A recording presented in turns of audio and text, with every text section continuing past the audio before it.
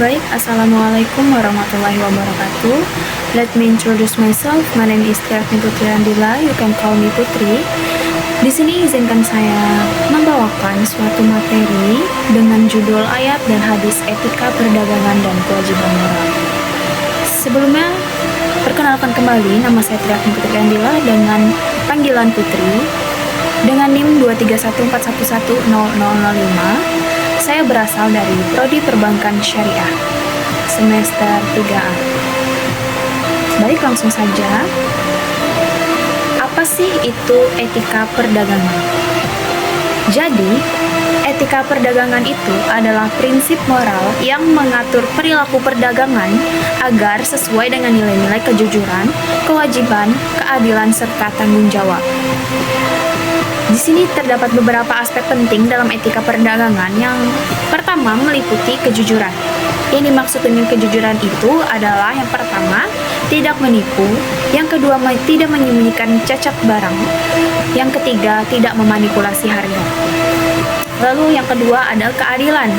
Apa yang dimaksud dengan keadilan? Keadilan itu maksudnya adalah memberikan timbangan yang jujur, takaran yang jujur, serta kualitas barang yang sesuai dengan kesepakatan.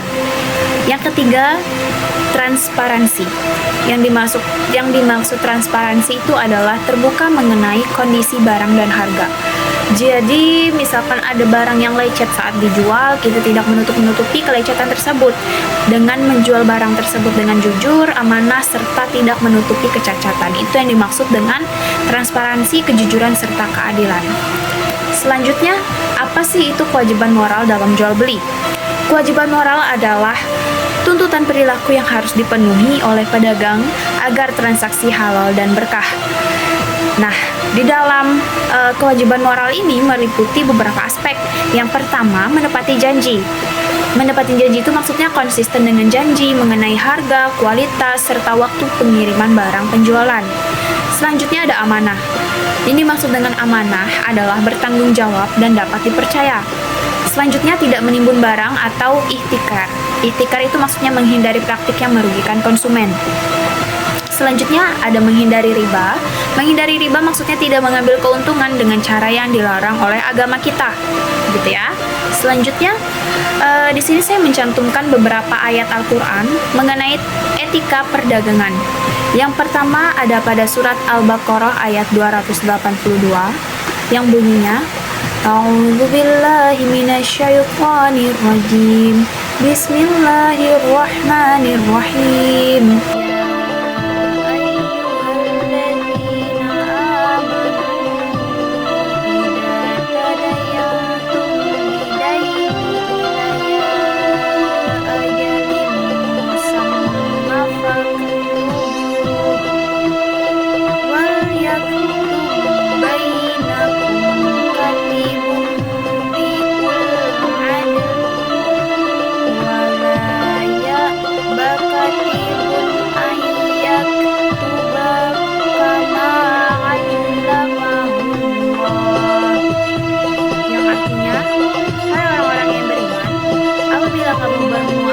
Tidak secara tunai untuk waktu yang ditentukan, hendaklah kamu menuliskannya. Maksud dari arti tersebut adalah ayat ini menekankan pentingnya mencatat transaksi utang piutang atau perdagangan yang tidak dilakukan secara tunai. Ini bertujuan untuk menghindari perselisihan dan memastikan keadilan dalam perdagangan. Selanjutnya ada pada surat Al-Mutaffifin ayat 1-3 yang bunyinya A'udzubillahi minasyaitonirrajim. Bismillahirrahmanirrahim. Wailul lil mutaffifin.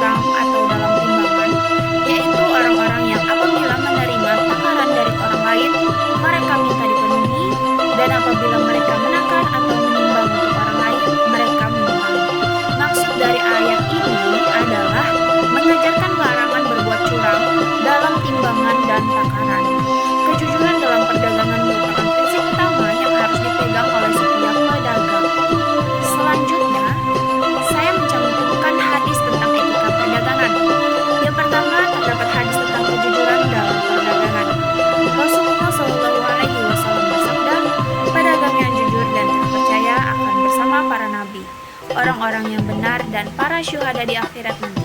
Hadis riwayat Tirmizi.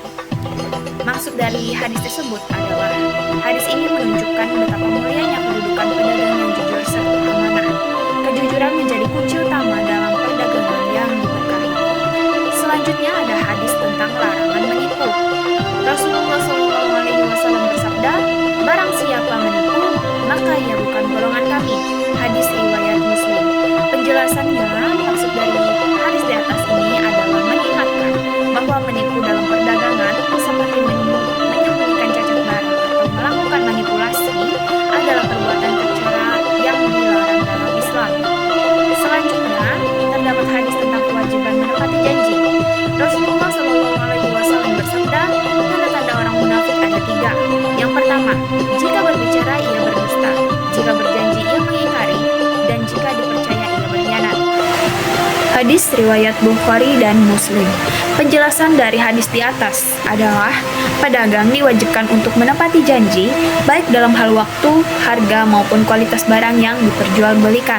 Selanjutnya, apakah teman-teman mempunyai pengalaman yang pernah kena tipu dalam saat melakukan transaksi jual beli? Dikarenakan di sini saya melakukan presentasi sendiri, tidak melalui tatap muka bersama teman-teman, jadi saya yang akan bercerita sedikit bahwasanya saya pernah tertipu dalam melakukan transaksi jual beli dalam membeli buah mangga. Di saat itu saya melihat buah mangga yang sangat segar, lalu diberikan oleh penjualnya sebuah tester barang. Dan saya rasa mangganya itu manis. Ternyata yang dijual, yang saya bawa pulang itu ternyata mangganya rasanya masam. Usut punya usut, ternyata mangga yang dijual berbeda jenisnya dengan mangga yang dijadikan sebagai tester. Nah, itu salah satu pengalaman saya. Di situ kita mengambil dan menyimpulkan bahwasanya kewajiban pedagang itu ada banyak. Yang pertama, harus jujur dalam timbangan serta takaran. Jadi pedagang wajib memberikan ukuran, timbangan, serta kualitas barang yang sesuai dengan kesepakatan. Termasuk dari pengalaman saya tadi, apakah itu sudah termasuk dalam kejujuran dalam berdagang ataupun kejujuran dalam memberikan kualitas barang yang dijual. Nah, selanjutnya, menjauhi riba dan penipuan. Riba dan penipuan dalam perdagangan dilarang keras karena merugikan pihak lain. Selanjutnya, menepati janji dan amanah. Pedagang itu harus konsisten dengan janji dan amanahnya yang diberikan kepadanya. Selanjutnya, tidak menimbun barang atau ihtikar tadi. Jadi Rasulullah SAW melarang penimbunan barang dikarenakan menyebabkan kerugian bagi masyarakat luas. Selanjutnya, ada berjualan dengan akhlak yang terpuji.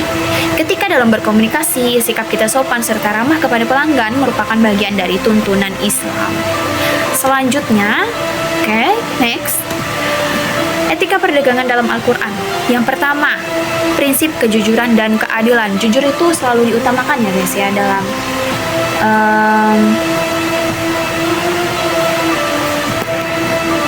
jadi jujur itu adalah hal yang utama, selalu diutamakan dalam Islam ya. Jadi, Al-Quran mengajarkan pentingnya kejujuran dalam transaksi. Dalam Quran Surat Al-Baqarah ayat 275, Allah menghalalkan jual beli dan mengharamkan riba, menekankan bahwa transaksi harus dilakukan dengan cara yang adil dan tidak merugikan pihak lain. Selanjutnya ada pada Quran Surat An-Nisa ayat 29, yaitu menegaskan larangan memakan harta orang lain secara batil melalui perdagangan yang dilakukan dengan suka sama suka, itu terkecuali ya guys. Nah, selanjutnya kewajiban moral. Dalam Quran Surat Al-Maidah ayat 8, Allah memerintahkan untuk berlaku adil, yang juga mencakup kewajiban dalam transaksi perdagangan. Selanjutnya, tanggung jawab setiap individu atas perbuatannya diingatkan dalam Quran Surat Al-Mudatsir ayat 38, menunjukkan bahwa setiap pelaku bisnis harus mempertanggungjawabkan tindakan mereka. Misalkan mereka berbohong, mereka harus memiliki menerima konsekuensi yang mereka dapatkan nantinya. Misalkan kayak saya tadi, jika saya mau, saya bisa menuntut pedagang tersebut karena saya merasa dibohongi gitu ya kan. Cuman karena saya merasa itu terlalu berlebihan, biarkan saja, mungkin dosa itu akan ditanggung oleh penjual itu sendiri gitu ya guys. Nah, selanjutnya larangan kecurangan. Ada pada Quran surah Asy-Syura ayat 181 sampai 183, yaitu mengingatkan agar tidak melakukan kecurangan dalam takaran dan timbangan yang merupakan bentuk penipuan dalam perdagangan. Selanjutnya terdapat praktik yang dilarang. Jadi, hadis-hadis juga mengingatkan agar pedagang tidak memuji barang dagangannya secara berlebihan atau mencela produk orang lain, karena hal tersebut dapat merugikan pihak lain dan menciptakan ketidakadilan di pasar. Nah, selanjutnya, bagaimana sih cara kita menerapkan etika perdagangan dalam kehidupan sehari-hari? Mungkin agak susah ya, tapi di sini saya memberikan tips and trick. Yang pertama dengan cara kejujuran dalam bertransaksi.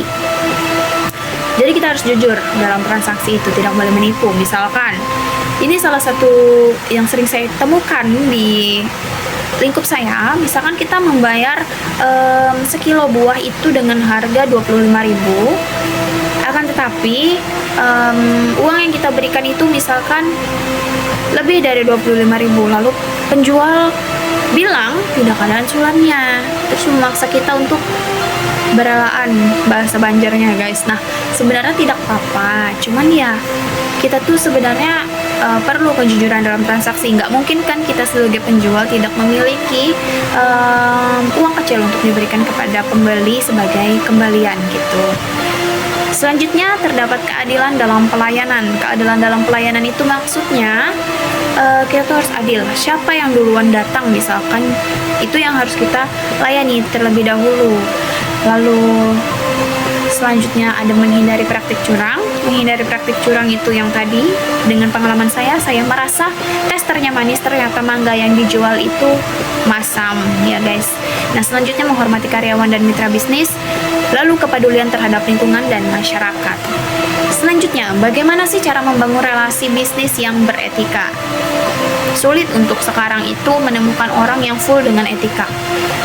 Kebanyakan, walaupun saya sendiri, kadang saya juga bisa terkadang-kadang bisa tidak beretika, tapi tidak berlebihan. Misalkan mungkin etika saya kurang dalam menghadapi sesuatu, mungkin begitu. Tapi di sini saya memiliki cara. Yang pertama dengan komunikasi yang efektif, termasuk sopan juga ya guys. Nah, selanjutnya jalin kepercayaan. Yang ketiga, berikan nilai tambahan, lalu berkolaborasi secara aktif, lalu menjaga etika bisnis yang tinggi. Nah, itu yang penting, etika bisnis yang tinggi. Selanjutnya, evaluasi dan kembangkan hubungan. Di dalam suatu perdagangan, ataupun untuk kita sendiri, kita juga butuh evaluasi diri guys. Karena evaluasi itu sangat penting halnya untuk melihat perkembangan kita di masa yang akan datang. Apakah saya kurang ini, saya kurang itu, apakah secara saya berbicara itu sudah membuat orang lain senang, apakah termasuk bisa dibilang sopan ataukah tidak, begitu ya. Nah, kesimpulan yang dapat saya ambil adalah etika perdagangan dalam Islam mengedepankan prinsip kejujuran, keadilan, dan tanggung jawab moral. Pedagang diharapkan untuk selalu bertindak sesuai dengan nilai-nilai ini agar dapat menciptakan lingkungan bisnis yang sehat dan saling menguntungkan. Dengan mengikuti ajaran Al-Quran dengan hadis, praktik perdagangan dapat dilakukan dengan cara yang tidak hanya menguntungkan secara ekonomi, tetapi juga secara moral dan sosial. Nah, mungkin itu saja presentasi yang dapat saya tampilkan pada hari ini. Mohon maaf apabila ada kurangnya, mohon maaf apabila ada salah kata ataupun salah dalam memberikan contoh. Pokoknya apapun kesalahan yang saya mungkin perbuat di dalam video ini, mohon dimaafkan, mohon dimaklumi, dan mohon direlakan. Semoga dapat mengajak teman-teman untuk melakukan etika yang baik, untuk melakukan kejujuran serta keadilan yang baik. Apalagi dalam jual beli, walaupun kita jual belinya itu tidak semewah orang lain, tapi etika, kejujuran serta keadilan itu perlu kita terapkan. Mungkin itu saja. Terima kasih atas perhatiannya. Thank you for your attention. Sekali lagi dimohon maafkan untuk kesalahan yang saya perbuat apabila ada kata atau kesalahan. Wabillahi taufiq wal hidayah. Wassalamualaikum warahmatullahi wabarakatuh. Dadah.